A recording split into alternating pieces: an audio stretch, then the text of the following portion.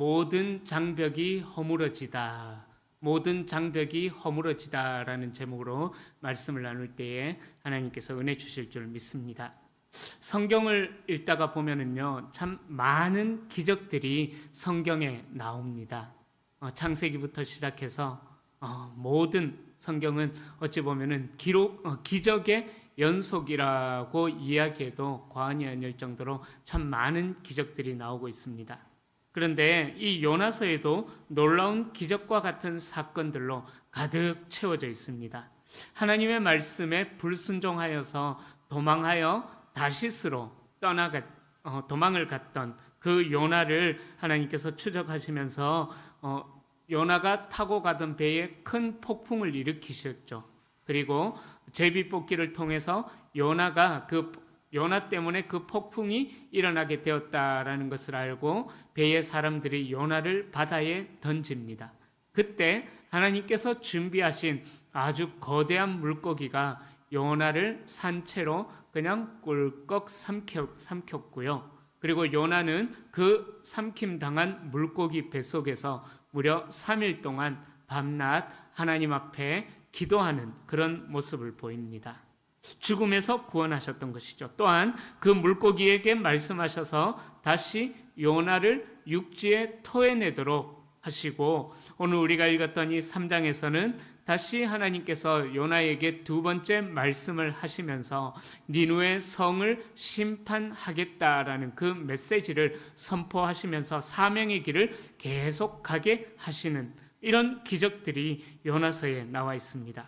그런데 이 요나서 2장까지 나와 있는 그 모든 기적들보다도 더 큰 기적이 있는데, 도저히 변하거나 회개할 것 같지 않았던 그 악한 아수르의 수도였죠. 니누의 백성들이 요나의 심판 예언 메시지를 듣고 회개의 자리로 다 나오는 그런 기적이 일어났다라는 것입니다. 무명의 한 유대 선지자인 요나의 예언을 듣고 그들이 회개하고 변화가 되는 일들이 일어났다라는 것이죠. 도무지 변화될 것 같지 않았던 니느웨 사람들이 요나 선지자를 통하여서 그들의 마음속에 있는 그 모든 악한 장벽들이 다 허물어지고 왕으로부터 짐승에 이르기까지 금식하며 하나님의 자비를 구하는 회개의 기도를 하는 역사가 나타났다라는 사실을, 이 큰 기적을 오늘 본문에서 볼 수가 있습니다. 그러기에 오늘 이 요나서 3장 말씀을 통하여서 하나님께서 우리에게 말씀해 주시는 내용은 뭐냐 하면은요, 아무리 악하고 그 마음이 완악하고 또 완고하고 꽉 막혀 있는 사람이라고 할지라도 하나님께서 역사하시면은 그 사람에게 놀라운 변화, 회개의 역사가 일어난다라는 사실입니다. 또한 회개하고 돌아오는 자들을 하나님께서는 외면하지 않으시고 그들의 회개를 받아주시고 용서하시고 다시금 새로운 삶을 살아가도록 회복의 은혜를 허락해 주신다라는 사실, 바로 복음의 핵심 메시지를 오늘 본문에서 우리에게 말씀해 주고 있는 것입니다. 자, 그렇게 오늘 본문에 보면은요, 니느웨의 회개와 하나님의 은혜가 임했다라고 10절 말씀에서 그렇게 이야기합니다. 결론 부분인데요, 10절 말씀 우리 함께 읽어보겠습니다. 하나님이 그들이 행한 것, 곧 그 악한 길에서 돌이켜 떠난 것을 보시고 하나님이 뜻을 돌이키사 그들에게 내리리라고 말씀하신 재앙을 내리지 아니하시니라. 아멘. 자, 이 니느웨는요, 오늘날 이라크 땅에서 북쪽에 위치한 시리아와 터키의 접경 지역에 있는 그 땅입니다. 당시 이 아수르는 온 세계를 지배하던 아주 강대한 나라였습니다. 그 중에서 이 니느웨는 그 강대국의 수도였습니다. 아수르의 수도였습니다. 자, 이 니느웨 성이 얼마나 대단한 성읍이었었냐 하면은요, 그 니느웨 성읍을 둘러싸고 있는 성벽의 높이가 그 고대 시대에 무려 30m나 될 정도로 아주 높은 성벽이 그렇게 세워져 있었고요. 성문의 폭은 4대의 전차가 자유롭게 왕복할 수 있도록, 일렬로 나란히 왕복할 수 있도록 아주 거대하게 그렇게 성문도 만들어져 있었습니다. 그리고 그 면적도 오늘 본문에 보면 나와 있죠. 3일 길을 꼬박 걸어야지만 그 성을 돌아볼 수 있을 정도로 아주 거대한 성이었습니다.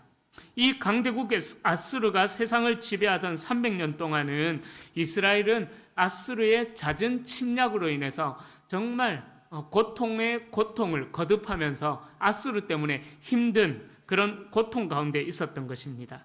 그래서 이 이스라엘 사람, 유다 사람이었죠. 이 요나는 하나님께서 니느웨의 멸망을 선포하라, 심판을 예언하라라고 했을 때에 혹시나 니느웨 사람들이 요나가 전한 심판의 메시지를 듣고 회개할까봐 심판의 메시지를 선포하기를 거부했다라는 거예요.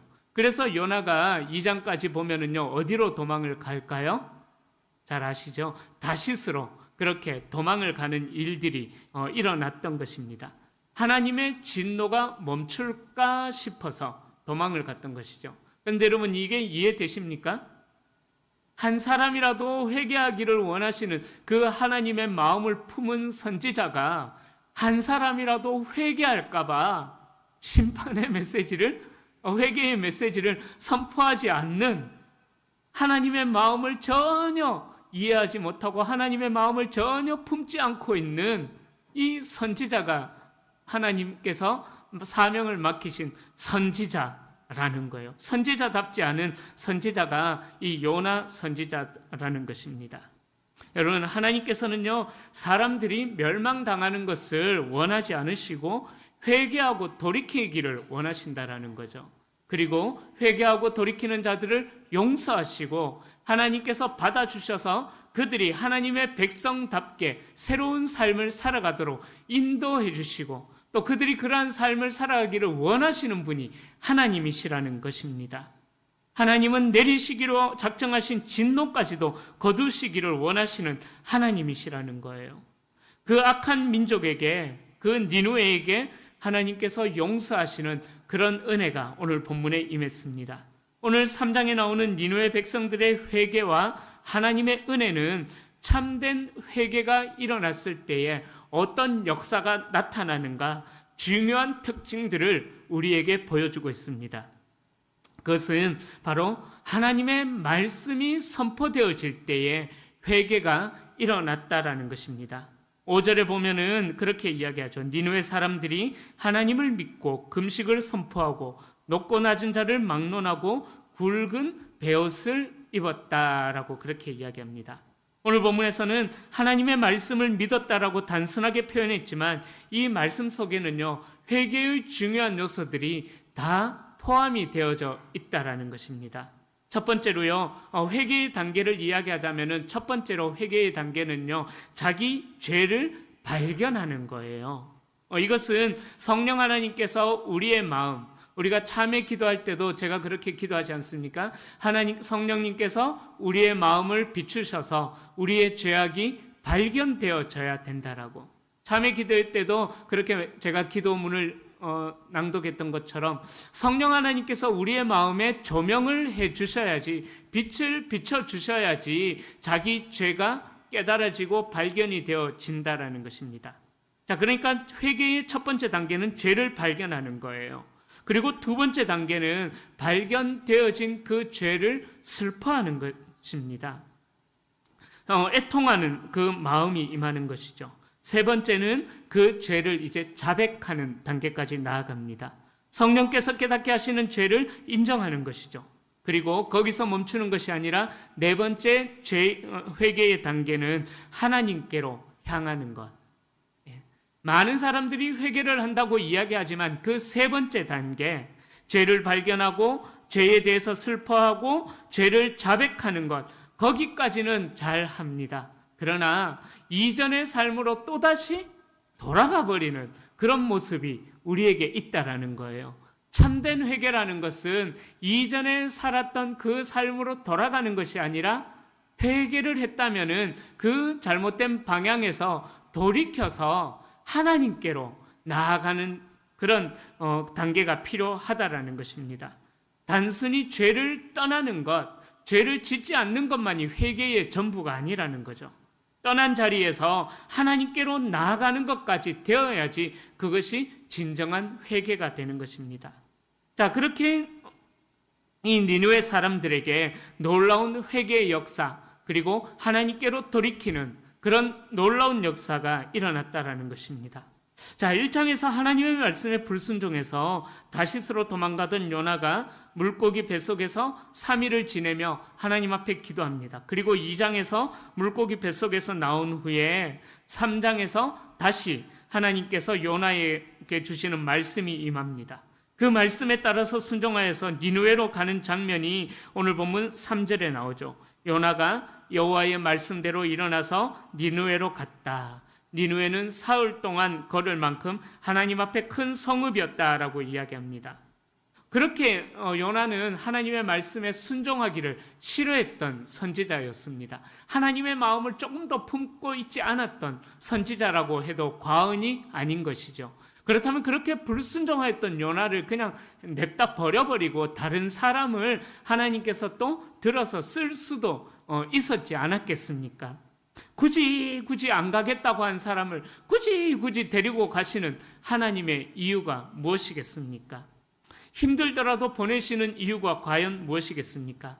여러분, 그것은요, 하나님이 요나가 필요해서 하나님께서 그렇게 하신 것이 아니라 반대예요.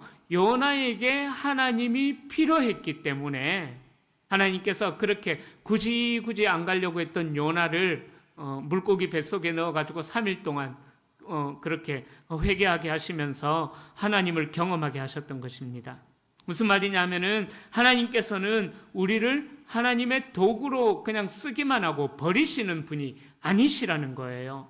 하나님은 하나님이 쓰시는 그 사람 그 자체, 하나님께서 사용하시는 비록 요나같이 순종하지 않으려는 이 사람 그 자체도 하나님 앞에서는 소중한 사람이다라는 것을 그렇게 이야기하는 거예요. 그래서 그 사람이 변화가 되어져서 하나님께서 맡기신 사명의 길을 걸어가기를 원하시는 것이 하나님의 마음이다라는 것입니다. 요나 같은 사람을 변화시켜서 니느웨를 변화시키는 것도 하나님의 목적이지만 또 그 일에 요나 같은 사람을 변화시키셔서 사용하시려는 것, 그것도 하나님의 중요한 목적이다라는 것입니다. 그러기에 하나님께서 요나가 필요했던 것이 아니라 요나에게 하나님이 필요했다라는 것이죠. 여러분, 아담과 하와가 하나님 앞에 불순종한 이유로 세상 사람들은 그 사단의 영, 불순종의 영에 사로잡혀서 그렇게 살아가고 있습니다. 사단은 절대로 스스로 세상을 지배할 수가 없습니다. 왜 그럴까요? 사단은 스스로 세상을 정복할 수가 없습니다. 왜 그러냐 하면은 하나님께서 이 세상을 만드시고 나서 창세기에서 이 세상을 정복하고 다스릴 수 있는 권한은 사단에게 주셨습니까? 사람에게 주셨습니까? 네, 사람에게 주셨거든요. 사단에게 그 권세를 주시지 않으셨거든요. 그런데 문제는 통치권을 정복하고 다스리는 통치권을 부여받은 인간들이 사단에게 협조하는 거예요. 그것이 문제라는 것입니다. 하나님께 불순종하는 자체, 하나님의 말씀에 불순종하는 그 자체가 문제라는 것입니다. 그것이 바로 사단에게 협조하는 것입니다. 우리가 하나님께 불순종의 마음 상태로 있는 것 그 자체가 요나처럼 불순종의 마음 상태가 있는 그 자체가 사단에게 우호적인 태도를 취하는 그런 것입니다. 하나님께서는 그래서 요나에게 순종하기를 가르치셨던 것입니다. 사단에게 지배권을 넘겨주고 있는 이 세상 사람들 가운데 하나님의 마음을 품고 하나님의 뜻에 순종하는 사람들이 많아져야지만 이 땅에 하나님의 나라가 임하기 때문에, 그래서 요나에게 하나님이 필요하기 때문에 하나님께서 요나에게 순종의 자세를 가르쳤다라는 것입니다. 하나님이 능력이 없으셔서 요나를 필요로 하신 게 아니라는 거죠. 불순종이라는 사단의 영의 지배 아래 놓여 있는 사람들이 순종의 사람들로 바뀌어지는 것이 하나님의 나라가 이 땅 가운데 이루어지는 유일한 방법이기 때문에 요나를 그렇게라도 순종하게 하셨던 것입니다. 자, 그렇게 요나가 물고기 뱃속에서 3일 동안 있던 값비싼 대가를 치르고 나서 드디어 니느웨로 갔습니다. 가서 전한 메시지는 아주 단순했습니다. 40일이 지나면 니느웨가 무너질 것이다. 40일이 지나면 니느웨가 무너질 것이다. 더도 말고 덜도 말고 이 메시지만 요나가 선포했다라는 것입니다. 아수르의 수도인 니느웨는 이스라엘 백성들에게 원수와도 같은 사람이었기에 니느웨는 하나님으로부터 멸망받을 백성들이다라고 요나는 그렇게 생각을 했었던 것입니다. 그런데 요나가 심판에 대한 예언을 했을 때에 그 백성들이 회개하고 돌아오면은 회개하고 돌아오는 그들을 하나님께서 용서하고 받아주실 것이기 때문에 요나는 온 전심을 다해서 이 심판의 예언을, 심판의 메시지를 선포하지 않는다라는 거예요. 하나님의 용서가 임할 것을 알았기 때문에 요나는 니느웨로 가지 않으려고 했을 뿐만 아니라 또 어쩔 수 없이 오게 된 이 니느웨 땅에서 전심을 다해서 선포하지 않았다라는 것입니다. 그러다 보니 요나의 니느웨를 향한 심판의 메시지가 애절함도 없었을 것이다 저는 생각합니다. 앞에서 말씀드린 대로 아수르는 3일을 걸어가야 할 3일 내내 꼬박 돌아봐야 할 정도로 큰 성읍이었습니다. 그리고 그 아수르는 성벽의 높이나 또 성읍의 크기나 모든 것들이 아주 강대한 그런 제국이었습니다. 그런 아수르를 하나님께서 이스라엘을 심판하시기 위한 도구로 사용했었던 것이죠. 자, 그렇게 아수르는 스스로의 강대함으로 이스라엘을 포함하여서 주변 나라들까지 멸망시켰다라고 할 정도로 스스로의 강대함을 자랑하는 아주 교만한 나라가 아수르였습니다. 이런 아수르를 하나님께서 심판하시기로 작정하셨기 때문에, 교만한 아수르를 심판하시기로 작정하셨기 때문에 요나가 그 심판의 메시지를 전하는 통로로 쓰임 받았다라는 거예요. 그런데요, 요나 역시 이스라엘의 원수와 같았던 아수르가 하나님의 심판을 받아야만 한다고 생각하고 있었기에 피하려고 했었지만은 어쩔 수 없이 오게 되었으니까 그냥 대충 40일이 지나면 이 니느웨가 무너질 것이라 선포했었던 것입니다. 그의 심판 예언은 애절함이 없었다라는 것을 4절 말씀을 통해서 알 수가 있죠. 3절에 보면은 니느웨는 통과만 하는데도 3일이 걸리는 큰 성읍이었거든요. 그런데 요나가 심판의 예언을 선포할 수 있는 날수는 무려 40일이나 되었습니다. 40일이라는 시간이 있었다면은 요나에게는 아주 많은 시간이 있었어요. 만약 요나가 하나님의 마음을 품은 선지자였다면은 한 영혼이라도 회개하고 돌이키기를 원하는 하나님의 마음을 품은 선지자였다면은 아마 요나는 40일 내내 그 심판의 메시지, 회개하고 돌아와야 됩니다. 여러분, 40일이 지나면 하나님께서 여러분들이 살고 있는 이 니느웨 땅을 심판하실 것입니다. 그렇게 애절하게 간절하게 선포했을 것입니다. 그러나 하루 동안 겨우 하루만 다니면서 그 심판의 예언의 메시지를 선포했다라고 성경에 나와 있고 그 이후로는 기록이 없습니다. 40일 중에 하루만 전했다라는 것이죠. 그리고 또 4장 1절을 보면은요, 하나님의 재앙이 니느웨에 내리지 않은 것에 대해서 요나가 굉장히 불편해하고 또 매우 싫어하면서 성냈다라고 4장 1절에서 그렇게 이야기합니다. 그러니까 이 요나가 얼마나 니느웨가 심판받기를 원했는지 그 마음을 알 수가 있는 것이죠. 그러니까 약간 각색을 해볼까요? 성경에는 없지만 약간 각색을 해보면은 요나의 모습이 이런 모습이 아닐까 생각을 해봅니다. 여러분, 40일 지나면은 여러분들이 살고 있는 이 니느웨는 망할 거예요. 망할 거예요. 그러니까 옆에 사람들이 잘 못 들은 거예요. 그래서 뭐라고? 하니까는 에이, 못 들어서 몰라. 나도 몰라. 하여튼 대충 그렇게 귀찮게 하여튼 그렇게 메시지를 선포하지 않았을까 생각을 해봅니다. 충분히 추측이 되죠. 요나가 선포한 그 심판의 메시지에는요, 안타깝게도 하나님의 용서나 하나님의 긍휼의 마음이 눈꽃만큼도 담겨 있지 않았다라고 저는 확신합니다. 그런데요, 그렇게 몰라 못 들었으면 말고 이 마음으로 심판의 메시지를 선포하고 다니는 그 요나의 메시지를 듣고 이 아수르 니느웨 땅에 놀라운 반전의 역사가 나타납니다.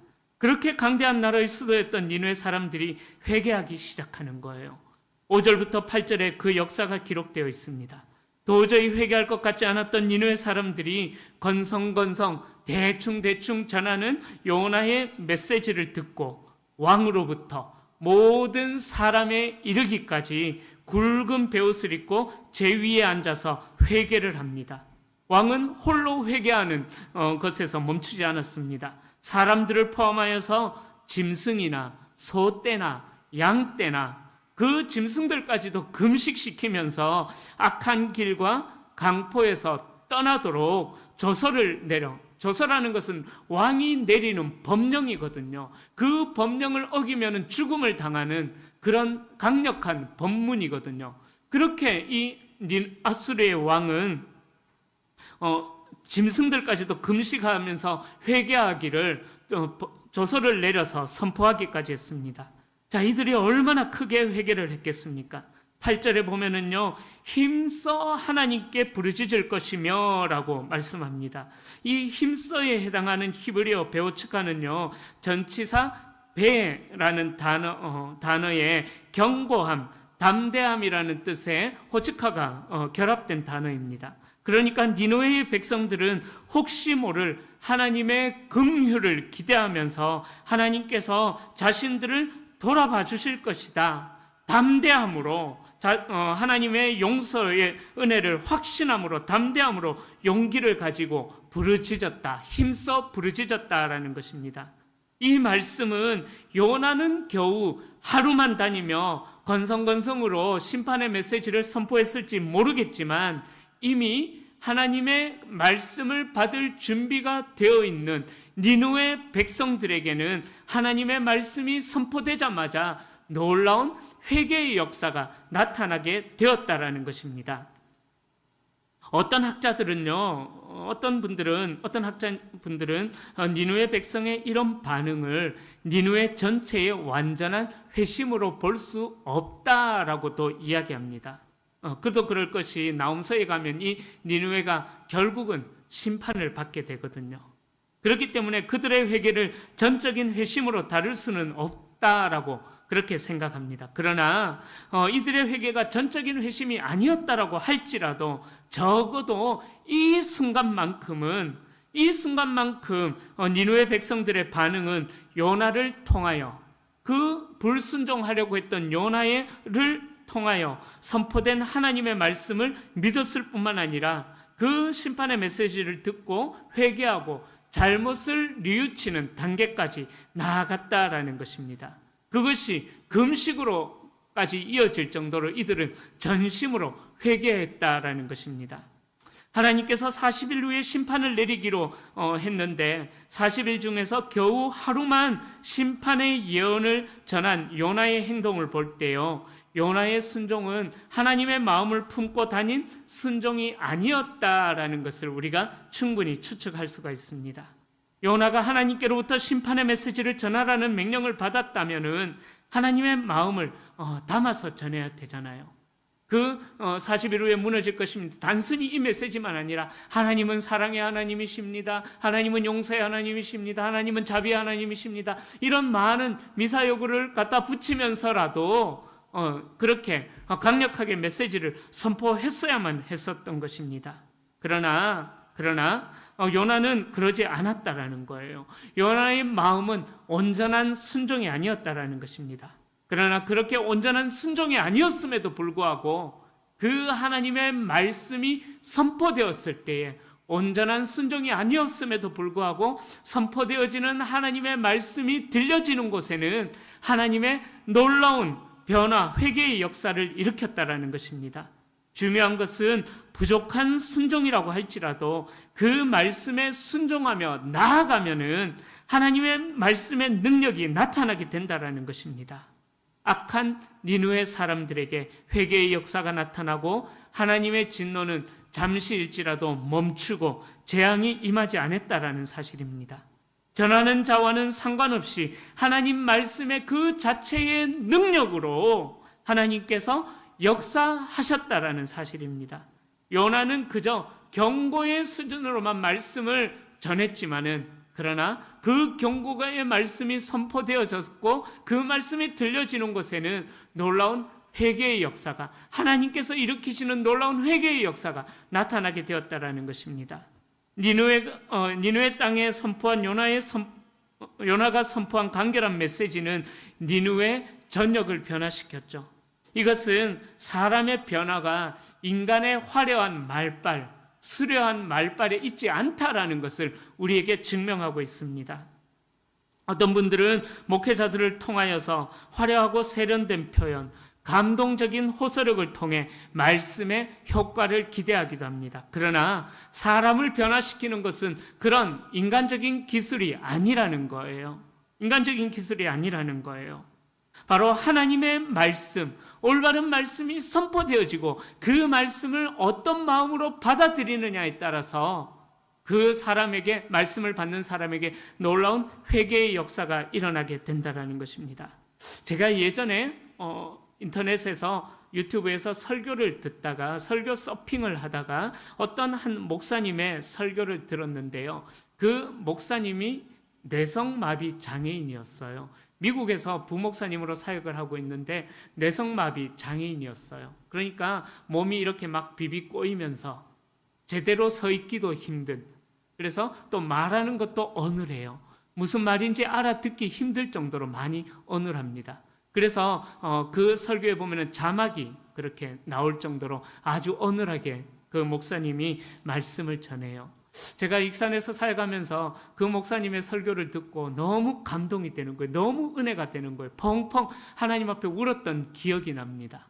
그래서 한번 모시려고, 그 목사님이 어디 계신가, 어느 교회 목사님이신가 알아보니까 미국에 계셔가지고 모시지를 못했는데, 이 경산중앙교회 거기에서도 한번 그 목사님이 오셔가지고 말씀을 전했던 기억이 나요. 제가 경산중앙교회에서도 말씀을 전하는 그 영상을 봤던 적이 있는데 듣기가 쉽지는 않았습니다. 정말 초집중해서 들어야 하는데 근데 그 메시지 한마디 한마디가 정말 힘이 있고 능력이 있는 것을 제가 경험을 했습니다.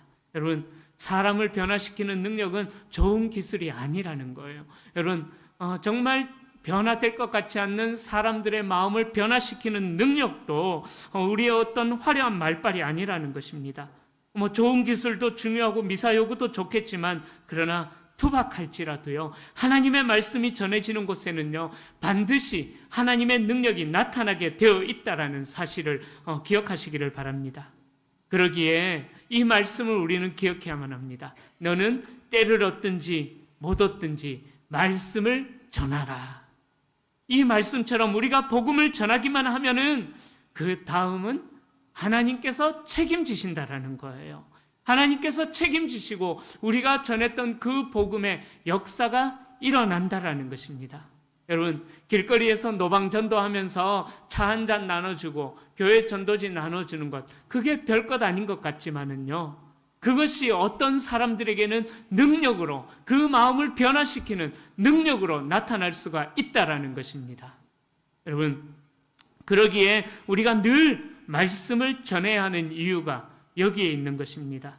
말씀 자체의 능력이 있음을 기억하고, 하나님의 말씀의 능력은 나의 상태, 우리의 어떠한 현재의 상태를 따라서 나타나는 것이 아니라 말씀 그 자체가 능력이다라는 사실을 기억하셔서 말씀이 임하는 곳에 회개와 변화와 생명의 역사가 나타난다는 사실을 기억하셔서 때를 얻든지 못 얻든지 하나님의 말씀을 들고 전하는 저와 여러분들이 될 수 있기를 소망합니다. 저도 참 많이 애를 씁니다. 복음을 전할 저 한 영혼이라도 더 전도하려고 애를 씁니다. 익산에서 사역을 할 때에 제가 전도할 대상을 물색해 보니까 제가 대구 사람이잖아요. 제가 서울 말씨를 써서 대구 사람 같이 안 느껴질 텐데 제가 대구 사람이거든요. 대구 사람이거든요. 그래서 익산에 처음 갔는데 아는 사람이 없잖아요. 그러니까 전도하기가 쉽지 않은 거예요. 그래서 마침 휴대폰을 바꿀 때가 돼가지고 휴대폰 사장님을 전도의 대상으로 삼았습니다. 그래서 그 가게에 갈 때마다 홍삼 선물 세트, 과일 선물 세트, 정말 셀 수 없이 많은 선물을 갖다가 바쳤습니다. 교회 온다고 그러더라고요. 온다 했는데 결국 뭐 뚜껑 열어봐야 아는 거죠, 그죠?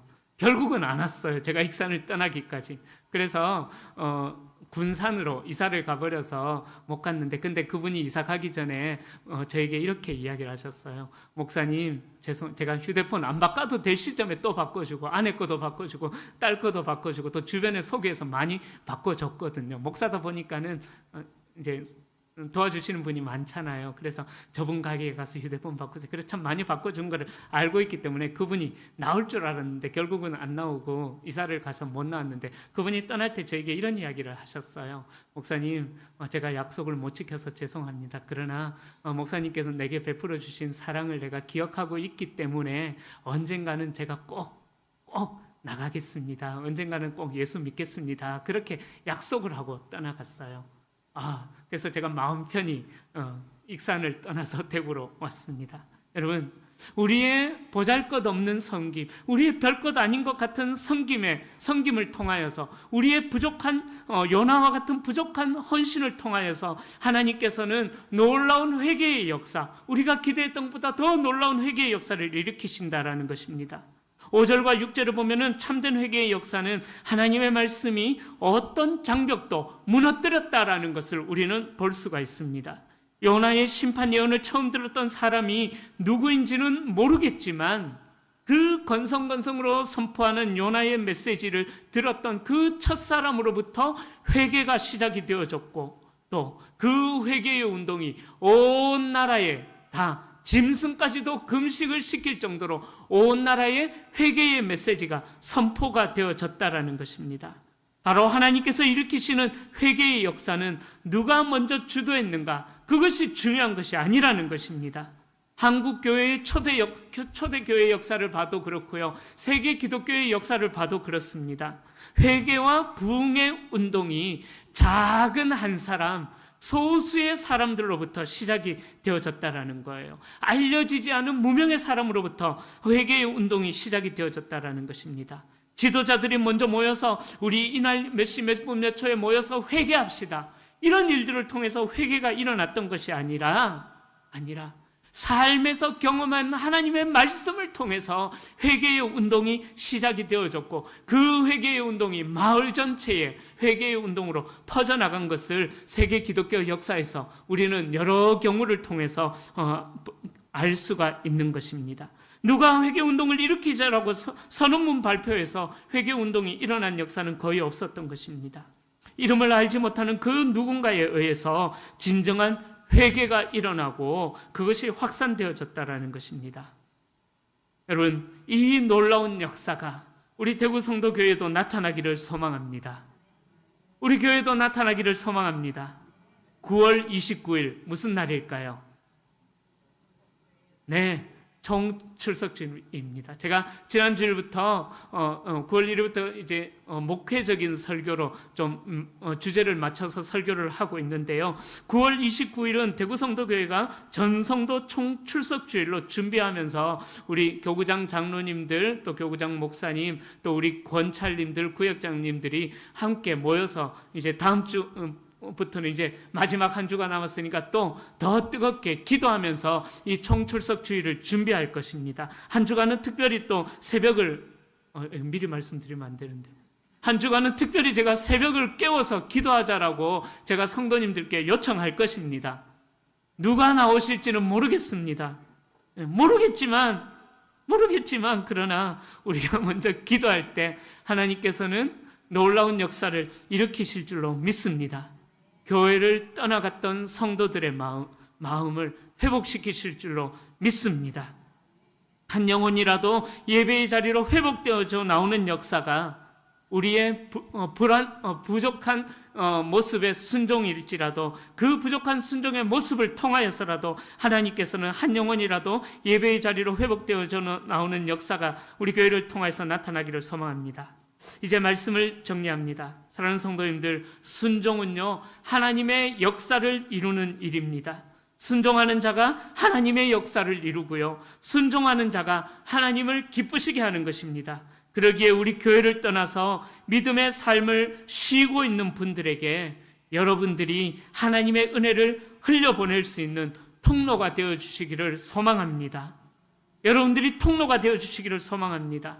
가난한 성도들이죠. 안나가 성도들, 홀로 신앙생활하고 있는 성도들, 그들이 완전히 하나님을 떠난 것은 아닐 것입니다. 그러나 그들이 그대로 내버려 두면은 아수르의 니느웨 백성들처럼 더 회복하기가 어려운 자리로 나아갈 수가 있기 때문에 더 어려운 자리로 나아가기 전까지 여러분들의 작은 헌신과 섬김이 있기를 축복합니다.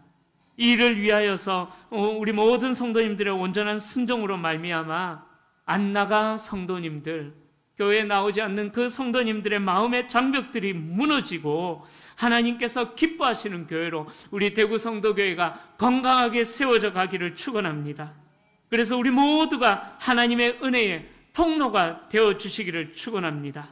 하나님의 말씀은 제한받지 않는 역사가 일어날 줄로 믿습니다. 그리고 그 말씀을 통해서 하나님의 축복이 흘러가면서 우리 자신도 요나가 그렇게 변화가 되어졌던 것처럼 우리 자신도 함께 변화가 되어져가는 우리 귀한 성도님들이 되어셔서 이번 9월 29일 날 정말 눈물의 감격의 잔치가 이루어지는 귀한 복된 날이 될 수 있기를 함께 기도하면서 준비하는 우리 모든 성도님들이 다 되시기를 예수님의 이름으로 간절히 축원합니다. 기도하겠습니다.